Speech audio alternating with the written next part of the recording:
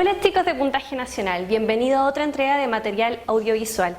El día de hoy veremos el sistema nervioso. Hola, en esta clase vamos a ver el sistema nervioso, que está en estrecha relación con el sistema endocrino y tiene una función de regulación. Pero además de esto, está encargado de las emociones, de las percepciones y aparte de iniciar los movimientos voluntarios, que como sabemos está en estrecha relación con el sistema endocrino y tienen la función de regular. Pero además de esto, se preocupa de la percepción, de la conducta, la memoria e inicia los movimientos voluntarios. Entonces, para entender mejor el sistema nervioso tenemos que tener claro dos conceptos. El primero es de excitabilidad, que es cuando yo recibo un estímulo, produzco un cambio en la concentración de iones intracelular y extracelular. Y el otro concepto muy importante es la conductividad, que significa que al recibir un impulso tengo que tener la capacidad de propagarlo por el axón para que me llegue a otras partes o zonas neuronales. Entonces, para empezar diremos que el sistema nervioso se compone del sistema nervioso central, que a su vez está formado por la médula y el encéfalo, pero también del sistema nervioso periférico, que contiene los nervios, tanto raquídeos como craneales. Y este sistema nervioso periférico contiene dos tipos de neuronas, las neuronas sensoriales o sensitivas, que son las que se encargan de tomar un estímulo y llevarlo hacia el sistema nervioso central, y las neuronas motoras, que son las encargadas de ir hacia los órganos efectores. Por su parte, el sistema nervioso periférico tenemos el sistema nervioso somático, que se encarga de ir hacia los músculos voluntarios, y el sistema nervioso autónomo, donde tenemos el simpático y el parasimpático. Es importante que veamos ahora las células de soporte del sistema nervioso central. Acá nos encontramos con los astrocitos, que son las células más abundantes y se encargan de conectar a la neurona con su vaso sanguíneo correspondiente para poder nutrirla. Además forman parte de la barrera hematoencefálica. La microglía es una especie de macrófago del sistema nervioso central. ¿A qué me refiero con macrófago? Es una célula que fagocita todos los detritos celulares o los desechos, lo que va dejando la neurona para que pueda funcionar correctamente. También tenemos el oligodendrocito, que es el encargado de formar una vaina de mielina en las células del sistema nervioso central, ya que las células de Schwann son las encargadas de formar la vaina de mielina, pero en el sistema nervioso periférico. Ahora vamos a ver la neurona. La neurona es la unidad funcional y estructural del sistema nervioso central. Tiene varias partes, donde la primera que encontramos es el soma. El soma tiene toda la maquinaria metabólica, es decir, posee los lisosomas, aparato de Golgi y el retículo endoplasmático rugoso, que recibe el nombre de corpúsculos de Neisser. También tenemos las dendritas, que son unas prolongaciones citoplasmáticas cortas, bastante numerosas, y su función es aumentar la superficie de contacto para que se produzca la sinapsis. Otra de las estructuras bastante importante es el axón. El axón es una estructura que se encarga de la propagación del impulso nervioso. Y el axón puede o no puede tener mielina. Ahora, si tiene mielina, se producen esto que vemos acá, que son los nódulos de Ranvier. ¿Por qué se dice que es más rápida la conducción con mielina? Porque resulta que la propagación del impulso va saltando de uno a otro nódulo de Ranvier en vez de ir por toda la superficie.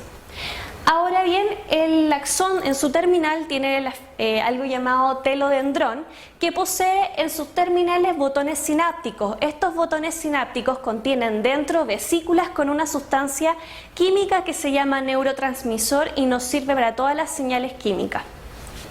Ahora vamos a ver el potencial de reposo. Se ha dicho que la neurona es como una pila, ya que posee dos cargas, al interior siendo negativa y al exterior positiva. ¿Pero a qué se debe esto? En el interior poseemos potasio y en el exterior sodio. A pesar de que las dos son cargas positivas, la diferencia de ellas me lleva a un resultado negativo, que se expresa en este esquema para facilitar la comprensión. Y este resultado negativo me dice que son menos 70 milivolts en estado de reposo. Ese es el potencial que tiene una neurona normal. Siguiendo con la misma línea, entonces veremos que el impulso nervioso está bastante relacionado con el potencial de reposo, ya que es una reversión de las cargas que existen en la neurona. Entonces yo tengo un estímulo que se aplica a mi célula nerviosa y produzco inmediatamente algo que se llama despolarización, que es la entrada de sodio, y esta despolarización hace que mi potencial de menos 70 empiece a aumentar hasta hacerse positivo y llegar a un pic o una espiga, donde luego produzco la repolarización por una salida de potasio por los canales dependientes de voltaje, y hago un igual, ¿cierto?, con el sodio, hasta que finalmente produzco una repolarización por esta salida masiva de potasio que no puede equipararse, y el potencial que era de menos 60 lo hago aún más negativo, llegando a los menos 90. Luego de esto tengo otro lapsus, que es el periodo refractario, que dura unos pocos milisegundos, donde por más que yo intente aplicar un estímulo no voy a producir un potencial de acción. Entonces, ya que estoy en menos 90, se me cierran los canales y empiezo a actuar con la bomba sodio-potasio ATPasa, que es una bomba dependiente de energía y que hace, expulsa 3 moléculas de sodio e ingresa 2 de potasio. Y así vuelvo a mi nuevo estado de reposo. Entonces tenemos dos tipos de sinapsis: la sinapsis eléctrica, que es la más simple y es mucho más rápida y se produce por la unión de dos neuronas mediante nexo. El potencial empieza a viajar por este nexo. Esta sinapsis eléctrica es bastante poco probable en el sistema nervioso central, pero sí se encuentra en bastantes músculos lisos. Ahora bien, la sinapsis química se da mediante sustancias que son los neurotransmisores, y esta sinapsis es la que es más común en el sistema nervioso central, pero a la vez es mucho más lenta. Ahora vamos a ver la transmisión del impulso nervioso, donde tenemos la sinapsis química. ¿Qué pasa? Llega un potencial de acción, produzco la despolarización, y esta despolarización produce una salida de calcio, y este calcio hace que mi neurotransmisor que está en vesícula se libere. Este neurotransmisor viaja desde una neurona presináptica a una postsináptica, y este neurotransmisor puede ser tanto excitatorio como inhibitorio.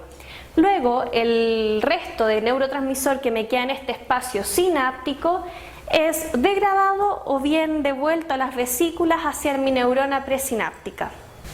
El sistema nervioso central, ahora habíamos dicho que estaba compuesto por el encéfalo y la médula espinal. La médula espinal está cubierta por vértebras y se extiende desde el encéfalo, específicamente desde el bulbo raquídeo, hasta la porción lumbar, hasta la segunda vértebra lumbar. Mide alrededor de 40 a 45 centímetros. Ahora, si hacemos un corte transversal a la médula espinal, nos daremos cuenta que tenemos sustancia gris en el centro y sustancia blanca en la periferia, teniendo una letra H. Ahora vemos que tiene dos porciones, una ventral y una dorsal. La parte dorsal se dice que es sensitiva y la parte ventral motora. Para que recuerden un poco, si yo me van a inyectar anestesia, no van a entrar hasta el fondo de mi médula para anestesiarme, sino que es la parte más superficial, por lo tanto van a estar hacia dorsal.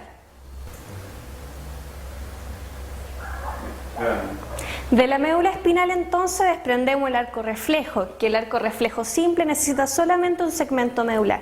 Pero ahora, ¿qué elementos necesito para este arco reflejo? Primero, necesito de receptores que son células especializadas que se encuentran, por ejemplo, en la piel y son las que reciben el estímulo. Luego viaja por una neurona aferente, que es la que une al receptor con el centro elaborador, que puede ser el sistema nervioso central o tanto el encéfalo como en este caso la médula espinal. Luego de este centro elaborador nace la neurona eferente, que es la que une el sistema nervioso central con el órgano efector o el que hace la acción. A continuación entonces veremos un ejemplo práctico de lo que es el arco reflejo simple con el profesor de módulo común Manuel. Este es el reflejo rotuliano. ¿Qué pasa? Al aplicar yo el estímulo, los receptores se contactan con una neurona aferente que llega al centro elaborador, que en este caso sería la médula espinal, y mandan una señal por la neurona eferente hacia los músculos de la pierna para provocar esta respuesta. El otro componente del sistema nervioso central es el encéfalo, que también se compone de un sinnúmero de estructuras que veremos someramente. El bulbo raquídeo es sustancia blanca, que en su centro contiene núcleos grises que me dan los centros neurovegetativos. ¿A qué me refiero con esto? La deglución, la parte cardiovascular y la respiración. A su vez, la protuberancia anular también me da centro respiratorio. El mesencéfalo tiene fibras ascendentes y descendentes que me conectan el sistema nervioso, y también tiene los sectores auditivos y de la visión. El cerebelo es una estructura muy particular que en general me da el equilibrio estático y dinámico. Y finalmente el cerebro tiene una corteza, que es la corteza que me da las funciones superiores como el lenguaje, el aprendizaje y la memoria. Todo esto ustedes lo pueden ver en la guía de puntajenacional.cl a más profundidad. Es importante que veamos entonces ahora los efectores. Dentro de los efectores tenemos los músculos, y existen tres tipos: el músculo esquelético, que es el de los movimientos voluntarios; el músculo cardíaco, que es propiamente del corazón; y el músculo liso, que compone las vísceras. En esta ocasión nos vamos a referir un poco más al músculo esquelético cardíaco, siendo su unidad funcional el miocito. Ahora bien, el miocito se compone de varias partes: una membrana citoplasmática o sarcolema, que contiene un citoplasma o sarcoplasma, que también posee un retículo endoplasmático que se llama el retículo sarcoplásmico, que tiene la facultad de almacenar calcio. Ahora, es importante mencionar otra estructura, que es una invaginación de esta membrana, de este sarcolema, ¿cierto?, que vendrían siendo los túbulos T, que los túbulos T, al estar tan insertos en el miocito, propagan la onda de despolarización para poder sacar el calcio del retículo sarcoplásmico. Entonces ahora vamos a ver un poco cómo se forma la contracción muscular, y para esto es necesario entender dos proteínas fundamentales, que es la miosina y la actina. La contracción se produce por un desplazamiento de la proteína miosina sobre la proteína actina. Por lo tanto, la miosina tiene dos sitios: uno para una molécula de ATP, que es la que nos brinda energía, y otro para la actina. Y a su vez, la actina tiene un sitio para la miosina y otro para la tropomiosina. La tropomiosina vendría siendo una proteína que le impide a la actina unirse a la miosina. Ahora necesito que me pongan un poco de atención, porque existe otra proteína adicional, que es la troponina, y la troponina se encarga de frenar a la tropomiosina. Entonces, vamos entendiendo un poco los conceptos. Tengo un impulso que va a desencadenar la contracción del músculo, y habíamos dicho que el retículo sarcoplásmico libera calcio. Este calcio se une a la troponina. La troponina, ¿qué hace? Toma la tropomiosina de la mano para que saque el sitio de la actina, y así la actina pueda unirse eficazmente a la miosina. Bueno chicos, esta ha sido la clase de hoy. Espero que hayan aprendido bastante, y cualquier consulta visítenos en la página www.puntajenacional.cl. Hasta la próxima.